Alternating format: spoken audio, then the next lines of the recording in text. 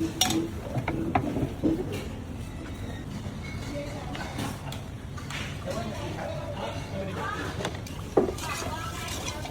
สาวไม่เอาได้แก่แล้ว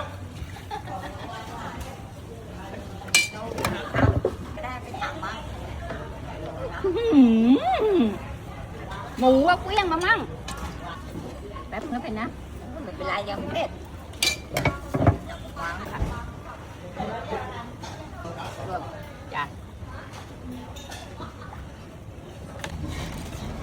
ขายไงครับ กล่องละ30ค่ะ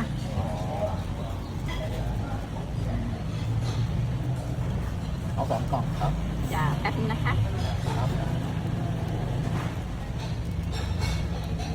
ไปได้เลยครับ